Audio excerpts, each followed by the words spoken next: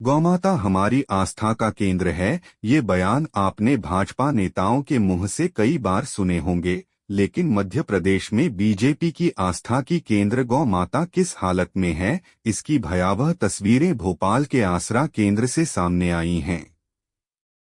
भोपाल के आश्रय केंद्र में गायों की मौत के बाद जिस तरह से गंदगी में अमृत गौ माता के शव पड़े हुए हैं, जिन्हें ना तो नगर निगम की टीम उठाने पहुंची और ना ही पशुपालन विभाग के कर्मचारियों ने ही सुध ली, जिसके चलते जिंदा और बीमार गायों के बीच यह शव पड़े हुए हैं।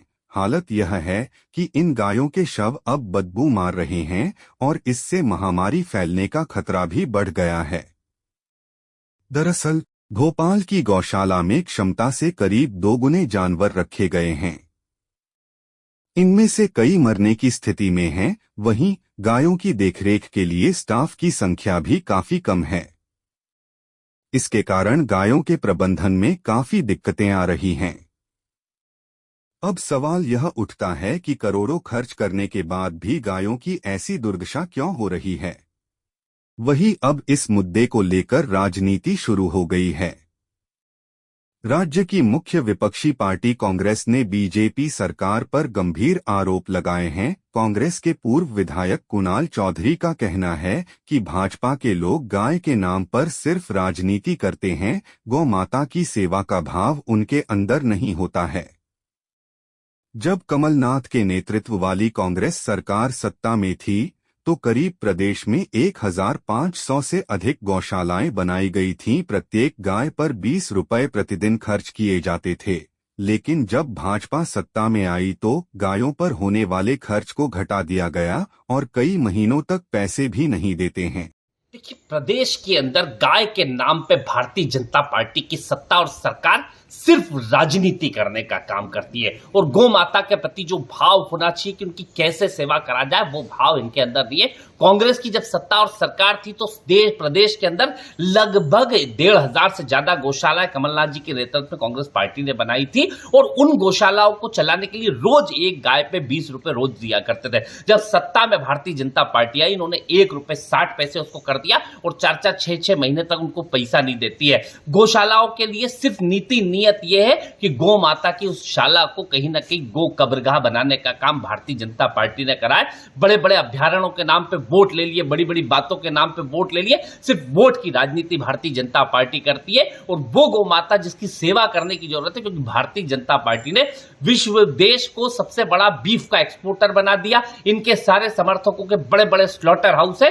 गौ माता को ये नहीं चाहते कि अच्छी व्यवस्था मिले, जबकि गौ माता की सुविधा होगी तो कहीं ना कहीं एक्सीडेंट सड़कों पे कम होंगे, गौ माता घायल कम होगी, किसान को कहीं ना कहीं राहत मिलेगी। पर ये सरकार की नीति नियत ना गौ माता के प्रति है ना किसान के प्रति है, सिर्फ वहां है जहां भय, भूख और भ्रष्टाचार चला पाए।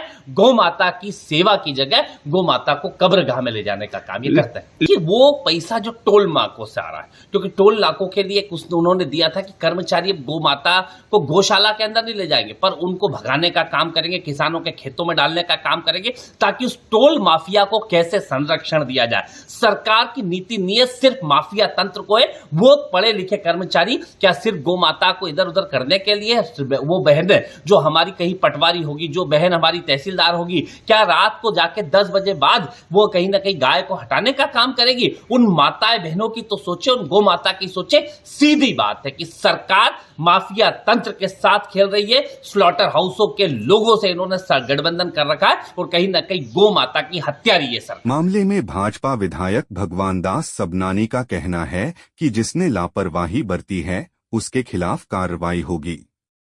उन्होंने कहा कि गौशाला को बेहतर बनाने के लिए मुख्यमंत्री लगातार प्रयास कर रहे हैं।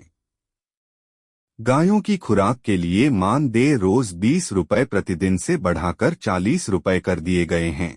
गौशाला में जगह की कमी को लेकर भगवान दास ने कहा कि गौशाला को और बड़ा करने का काम किया जाएगा। मुझे लगता है कि डॉक्टर मोहन यादव जी ने सरकार में आने के बाद से विशेषकर गाय को लेकर के पूरी संवेदनशीलता के साथ बजट में भी प्रावधान किया है। गौशालाओं की भी स्थिति अच्छी हो इसकी चिंता की है, लेकिन कई बार हमारी अपनी जो गौपालन करते हैं उनकी कहीं ना कहीं छोटी सी लापरवाहियों के कारण ये सब स्थिति उत्पन्न होती है। न केवल गाय की मृत्यु होती है, वरन उसके कारण एक्सीडेंट में बाकी लोगों को भी तकलीफ होती है, आप हमको भी तकलीफ होती है। हम भी जब चलते हैं तो गाड़ी से जब बाई रोड जाते हैं तो हमको भी कठिनाई होती है। लेकिन अगर ये बात जो आपने उठाई है पशुपालन मंत्री जी के ध्यान में भी आ गई है, माननीय मुख्यमंत्री जी के ध्यान में भी आ गई होगी, निश्चित रूप से कारगर कदम उठा करके उसमें व्यवस्था की जाएगी, मैं पूरा भरोसा। अब यह सोचने वाली बात है कि भाजपा सरकार के गौवंश की रक्षा के लिए किए गए दावे कहां तक सच साबित होंगे।